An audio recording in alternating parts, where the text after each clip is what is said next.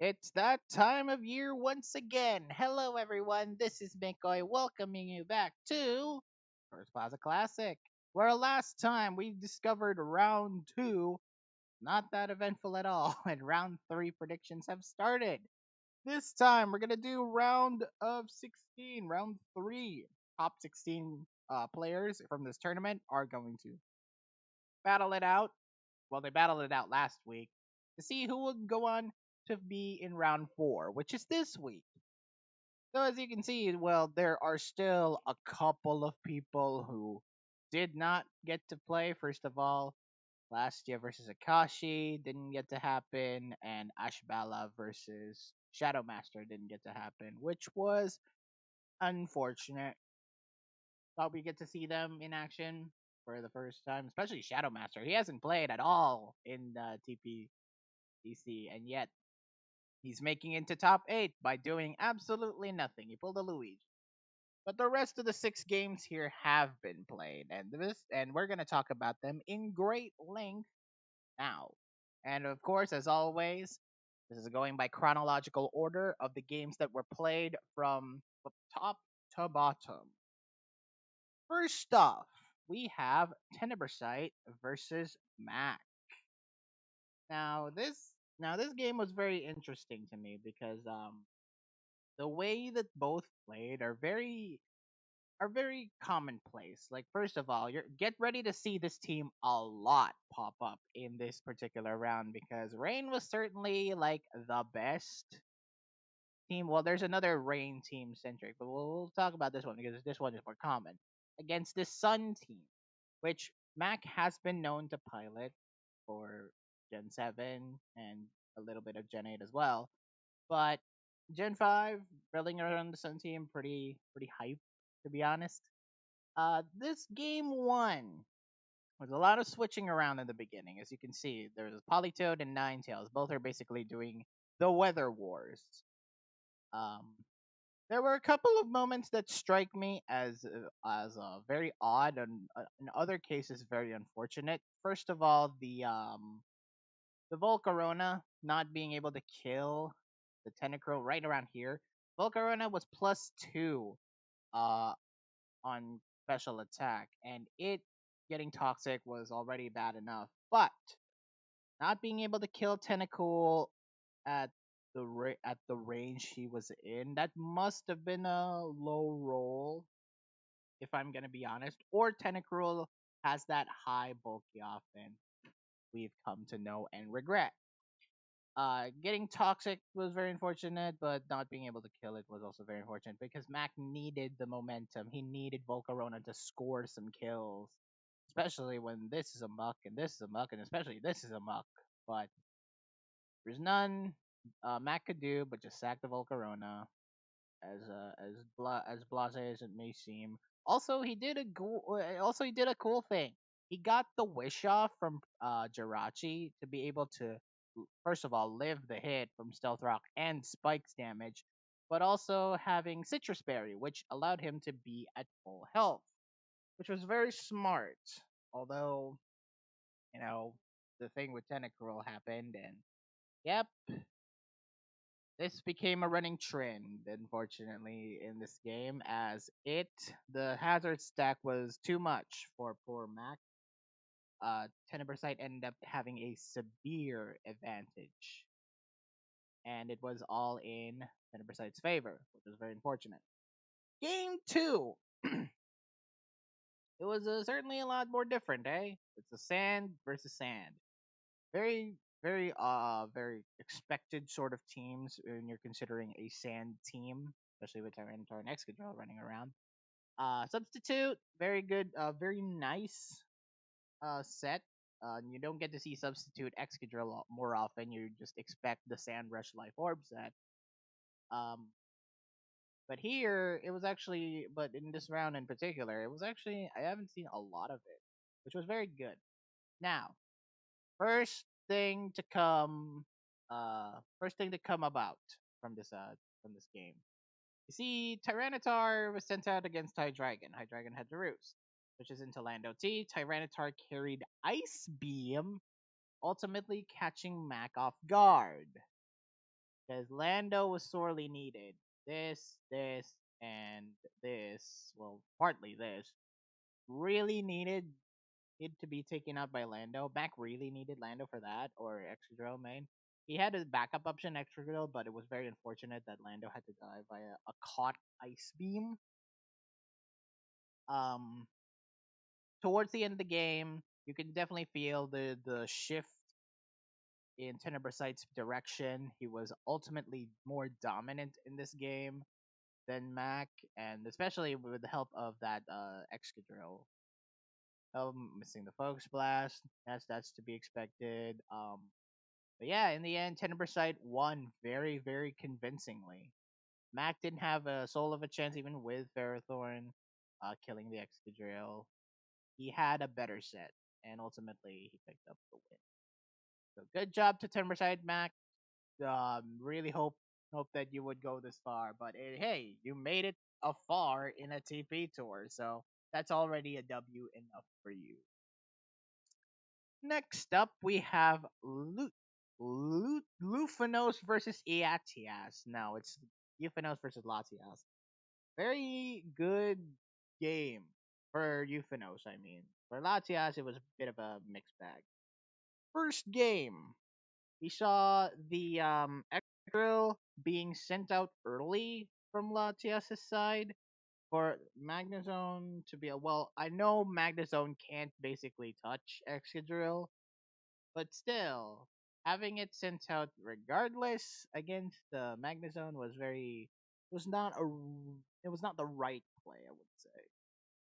I would have preferred if Politoed was out or even Latios, but hey, because you're gonna end up being choice locked. Like right here, you're gonna end up being locked to the position. Euphanos had to do some bear switches out, and that why not switch out when you had a perfect time? That I'm very curious by that play, to be honest. By just sacking Excadrill, he needed it, especially to take out Hiram, Brachion, Magnezone.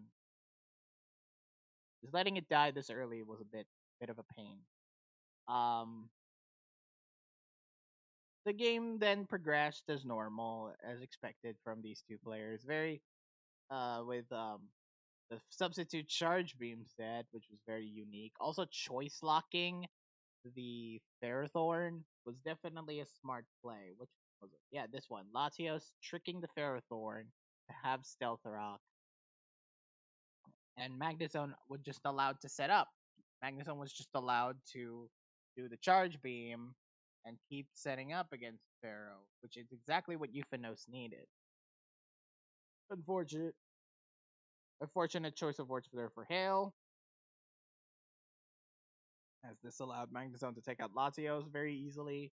Kingdra getting to kill that. Very trade-off win there. Um, that's and of course there's the crucial turn right here. Stone Edge missing against the Kirim was very unfortunate. Latias could have the game swing in his favor had that hit, because likely he would have killed the Kingdra. He could have used Kingdra to kill Latios, eventually Terrakion at the end. That Stone Edge mattered, and it missed very haphazardly. And so, in the end, Latias died to Terrakion and ultimately lost the game. Game two was a bit more interesting. As Euphanos definitely used a more gimmicky team than I thought, and there's another Mon that has been creeping up in the Rain teams, Thunderous Therian.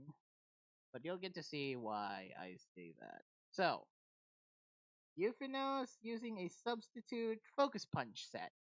Very good set, although very iffy to play in the long run because you are paralyzed, or you are getting that 50-50 chance of um you're getting the 50-50 chance to basically not paralyze for 2 turns consecutively because you have substitute and then focus punch. Um which was very unfortunate for Euphanus, but hey, he still played it like a champ, so what do I know? Um This one, Latios definitely played a little bit more decently than he did last game, but it was not by much, to be honest. Because of this thing, Thunderous, getting a substitute on, getting the Thunder to hit against Jellicent and fainting. Thunder, her of course, trying to kill Reuniclus, trying to set up Calm Mind. Interesting. Uh Towards the game, Euphanos just got very not lucky, but he had a better understanding of how to play the end game, and so he was dominant towards the end. And so, well told, well played game by Euphanos, also getting to hit focus punch twice. His next good drill. Um, in the end, Euphanos most took the win. Very thrilling games, I would, but when you actually look deep into it, it was not that thrilling. It was practically kind of easy, but if you're the skill, if you have the skill of a player such as Yupino. Moving on. Next up, we have MDA versus Diego. Oh boy, this game. This series was a bit whack than the rest. Here's the thing. First off, the first setup is Dragonite versus Zatu. Why didn't he go for the substitute as he was setting up? He could have used that to benefit him. It was only for his benefit only. Not very a very interesting sort of play from MDA. And Diego not really taking advantage, which kind of hurt him in the long run as the game went on. Now, first off, the burn right here. First off, the burn to the Dragonite before it gets too dangerous. That was very optimal play, and I'm happy that Ninetales fulfilled its role as the burner, basically. Uh, that crit was very unfortunate. Like Zoroark didn't need to take that crit. Fortunately though, he gets a crit at the end, and killed Dragonite. That was pretty funny. Um, and then Vaporeon, and then the the Volcarona came in, got the Encore, got Bug Buzz. Vaporeon came back in and had an interesting set, I will like to say. Yes, Scald, but got Aqua Ring and Baton Pass. A very interesting set. Not too many people run that. And now, towards the end, you can see. You think Ninetales is going to win. You'd think Ninetales and Volcarona are just gonna sweep the hell out of MDA, but no. Politoed was saved in the back, got the rain up, and took the W. For game two, this one was a bit more meh. MDA bought a pretty interesting team, though. I will say it was nice to see not weather for once. Uh, so this is very jarring. This is very jarring to see. So, Gliscor had Ice Fang, and Landorus had Hidden Power Ice. The absolute jarringness of the difference of the two ice moves being used by these flying ground types is very interesting to see. It shows you how the difference in prep style a build makes when it comes to these two. Of course, the rest of the game, as it played out, was very important. Magnezone not being able to kill Ferrothorn despite Hidden Power Fire, but you could say it was under rain, so he had no choice. But still, getting also getting layered by spikes, not a very good look for MDA. Actually, both of them didn't really have any hazard removal. So what do I know? Uh, Ditto really saved. Ditto really saved MDA's ass here. So because he got to transform into Kingdra, got the Swift Swim boost, got to kill the Landorus, and towards the middle, you get to see King Jarek being sent out again, getting to kill that.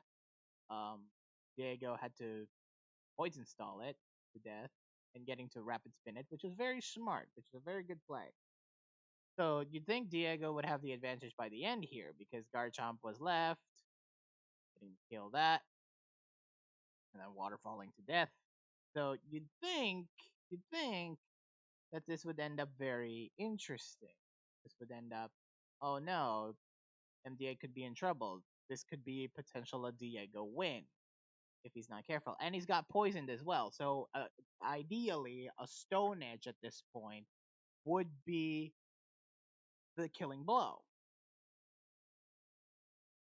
It lived, got the Will-O-Wisp, and when it tried for it again, it missed. Very, very unfortunate. That cost Diego the whole game and the whole series. Uh, that was really unfortunate to see, but hey, that's Pokemon. Moment of silence for that Kabutops who never got to hit that Stone Edge properly, and well done to MDA for beating a potential underdog, a potential underrated player. I would love to see more of Diego in the future. I hope he keeps improving like this. This is a good training ground for most Plaza players who want to get into the bigger tours related events like VLT and such. This is already a good stepping stone. And the way he proved it was absolutely amazing. MDA as well. He's improving, which I like to see. Again, new players, if you keep impressing me like this, you earn my brownie points. So good job. Good games all around. Well done. Next up, another player I've been very interested in seeing for Corfish. He beat Grandmaster in a 3 game set, and let's take a look at these games right now. But we're not going to spend too much time on them. Why? Because they're very, very boring. No, not really. It was just the plainest of plain games. Okay, game one, very, very cut and dry. This was a full-on Rain team versus Rain team excursion. You would know exactly what happens when looking at these two on preview. The one that hurts Grandmaster more is that he didn't have any hazard removal.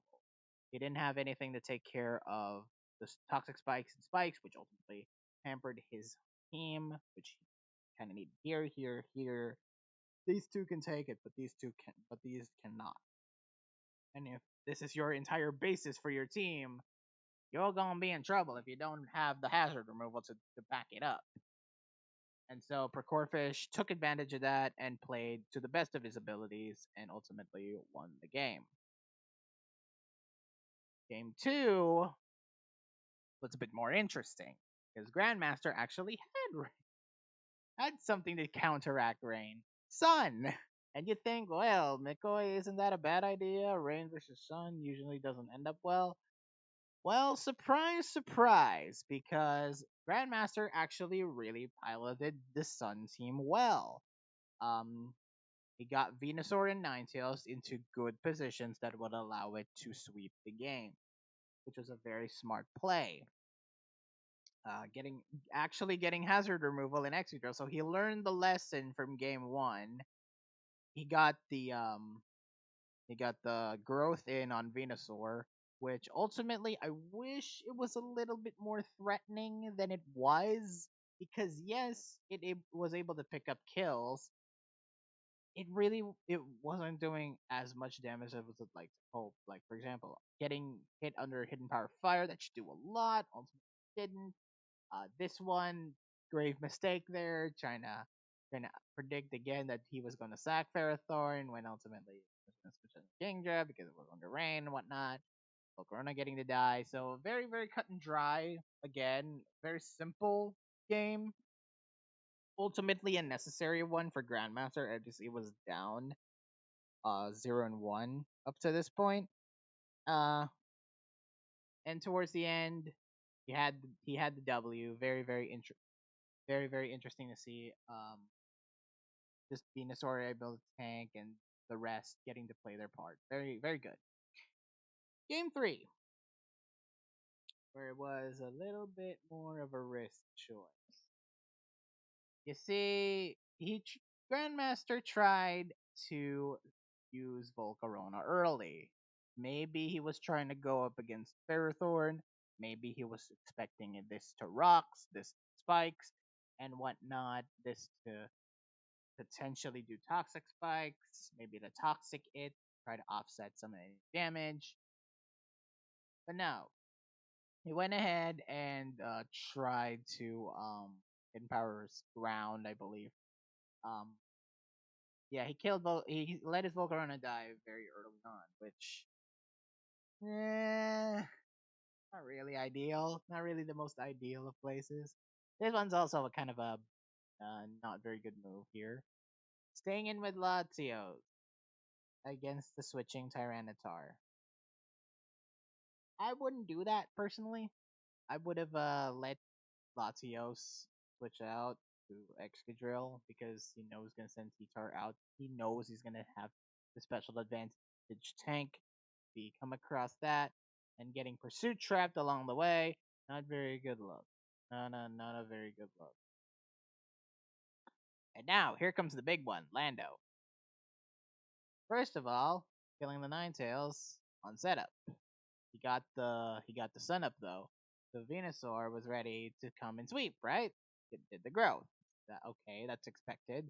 Watch what Lando does here. Explosion and kills the Venusaur. That ultimately cost Grandmaster the game. He didn't really have anything left, and ultimately Kingdra just ended up sweeping the rest. So yeah, the build really matters, and Precorfish had a great idea in trying to shut down any sweepers that it could potentially be threatened by with the explosion Lando. Very helpful and good win for Precorfish. Next up is Doron versus Saba. The reigning champion has fallen. Let's see how he fell from grace. So, Doron brought in a very stall team, very stall centric rain team. Wow, I read first time I watched this, I thought, man, the absolute state of that team. Against Saba's, more traditional, more bulky standoff. There was a couple of interesting sets though I noticed from this particular game. Scarf Dragonite. Oh no, not Scarf Dragonite.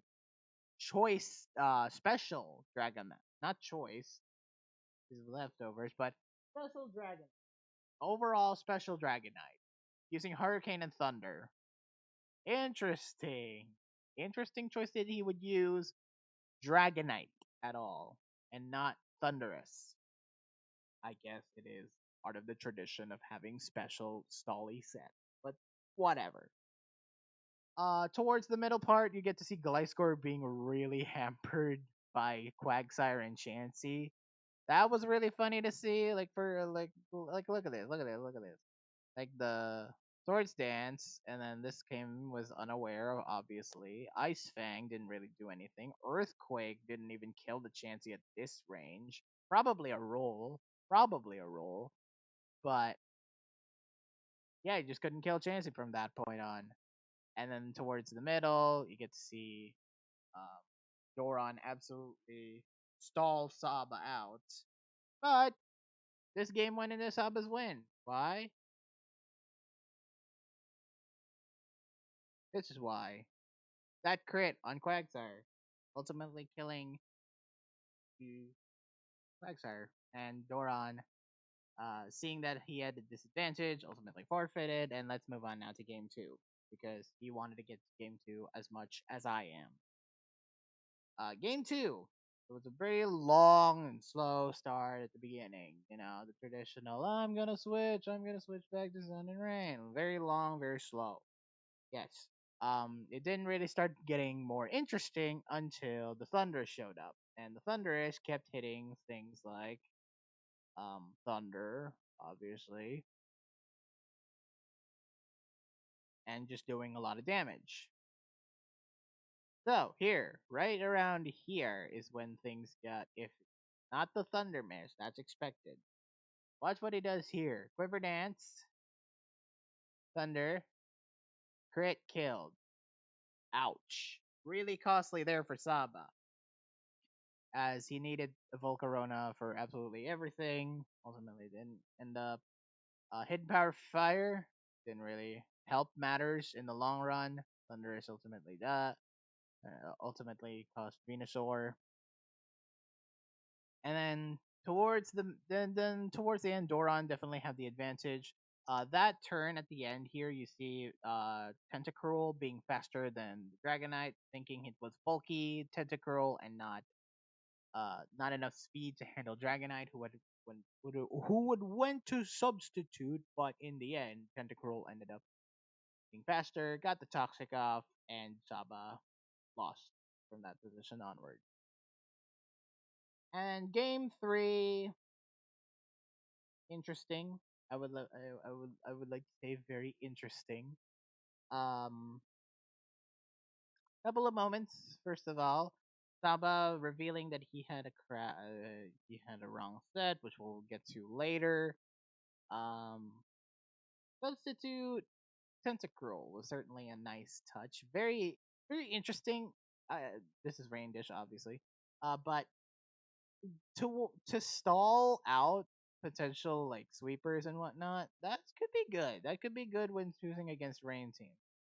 What's interesting though is that Jellicent was brought with Taunt and Nightshade, which ultimately can break Tentacruel. Rapid Spin couldn't do anything, which is very important if you're a spin blocker. You need a spin blocker. You need to have sort of good ghost to handle that, and Jellicent was definitely a good ghost to have. Um, Tyranitar, of course, dealing with Jirachi. This one deal the Gliscor. Alakazam ended up killing the Politoed, which set off pretty much everything in motion because Doron still had Tyranitar, uh, could release the sand and get the Kingdra to normal instead of the Swift Swim speed, which cost Saba the whole game. HP Dark, unfortunately, not HP Ice. So yeah, that was unfortunate, but the champs did go down with a pretty strong defeat. Doron was not an easy opponent. I will definitely say he's going to make it into finals if he keeps this momentum play. And congratulations, Saba, for making it far. Unfortunately, your title reign gone. And last but not least, Advita versus Floar. They lost game one. Ugh. People shouldn't save games, whatnot. Ugh. Game two. Okay, the real game one. So this one was pretty interesting thing to see. Jirachi dying pretty early on against the Thunderous was very unfortunate for Stitch, putting himself at a huge disadvantage as Advita can easily sweep the rest of the game. Killing the Ferrothorn with Dragon Pulse definitely was lucky. Um, he had the advantage early on. Well, especially with this agility nasty plot, he got it off, and Thunderous could do anything without it. This Thunderous absolutely manhandles with Hidden Power Ice, and you'd think he had the lead because it killed Latios with a critical hit. His Kindra though outsped and died and killed the Thunderous, which put Stitch back in the game for at least now. Kingdra really became the focal point after that, as it teared through Keldeo, teared through Politoed, and eventually um, the speed tie right around here. The speed tie definitely won. Um, Definitely a winning position for Stitch, and ultimately the took the win. Took the win easily. No, not easily. It was definitely it was an evenly paced game, but Stitch had the lucky Kingdra with the speed tie win. And now game two, game three, game two, game two. Stitch had a pretty lucky start with it trapping the Ferrothorn very easily, getting only one layer of spikes before it dying. Keldeo tried, I guess, to call the switch to Magnezone or Milotic with HP, I don't know, water or fighting, electric, I don't know. But yeah, Thunders came back in. Again, again, like I said, with teams like this, it's best to have at least two built teams, especially in a three-game that set tour such as TPP and TPC. Yeah. Nasty Plot Thunders really couldn't do anything other than the first game. Really couldn't do anything else in the second game as Magnezone really took charge. Um, Polytoad came in. They tried to really wall it. It was really poorly handled. Thunders had ad kept it, it would have definitely been more threatening. But unfortunately, not. So Advata also, what's really unfortunate for Advata is that Hydro Pump just couldn't hit. It just couldn't hit anything. It missed one against Celebi, got the kill against Tyranitar, which okay, you know. Um, Keldeo, one miss, two miss, and a GG. So yeah, Advata could have taken the game back to his favor, but Keldeo was gonna be the big offsetter here. Ultimately, hacks kind of hacks kind of cost Advata the whole series. But hey, he went far, and that's all that matters. He went far and at least proved to improve over past years. Very good. And so that's it. We have our top eight. The rest were decided via hack wins, unfortunately, so we couldn't see Jaren win TPC. Wouldn't that be ironic for all you boomers? And so we come to the Elite Eight, the chosen tiers, because now during the semifinals, this will be a best of three once again with differing tours now, with differing choices of tiers. You got Gen 6 Battle Spot triples plus Choice Chaos, so it's gonna be a choice heavy meta. I really wouldn't call this if I were you. Vanilla Gen 8 2v2 double, so bring your worst doubles 2v2 doubles teams that you bring before official if you are a Plaza or Tours grinder. And your Gen 7 1v1, which I still call is the second best 1v1 meta next to Gen 4. So that's just my opinion. And you know what will also be mine? My predictions. So let's get to them, shall we? First off, Clastia versus Shadow Master 6789. Both players, one player, well, actually, no. Both players you really haven't seen all that much. Why? Because they keep getting act wins. And so they turn to each other, and who will act win the best? In a more like in a more comparative level skill, I would say Clastia is the better player, but Shadow Master can definitely pull off some interesting sets if he chooses to build. So it'll be very interesting to see how this game will turn out. I'm still gonna pick Clastia. I have my money on Clastia to make it into the Elite Four, but we'll see what Shadow Master can do. We'll see. Next up is Doron versus Floor. This one is going to be a massive, massive curb stomp. Sorry, Stitch. Doron is just good, and he's gonna win. Sorry, Stitch. If you win, I'll lend you some of my Pokemon Go money. But for now, I think Doron is the better player. Definitely proved the better player of the tour, and hopefully should be a final contender. Next up is Metagross does Architectu versus Procorfish, and the winner for best newcomer is the winner of these two, because both players have actually done pretty well to get this far. One of them I'm just slightly more impressed by, and that's Procorfish. I think Procorfish has earned his keep and has really earned his way through hard fought and gutsy wins over MDA, who To his credit, has done pretty well in this tour.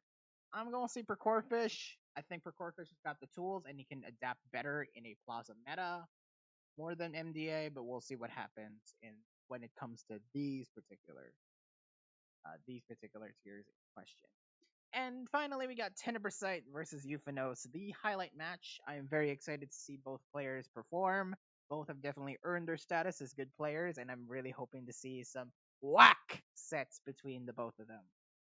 I'm going to pick Euphanos because he is the more familiar face. I will not be surprised if Tenebrasite wins though, because Tenebrasite can absolutely pull off some gutsy wins if he can. Just look at his last game. So I'm excited. I'm excited to see that game. I hope I can catch all of these live, but unfortunately, time zones speak very, very different. So that's the end of the video. Thank you all so much for watching. Please like this video, leave a comment, and subscribe. Click that notification bell so you wouldn't miss any of my videos once they come out. And I'll see you next time, where I cover the round 4 results, and as we get to the Elite Four. Once again, this has been McCoy, signing out.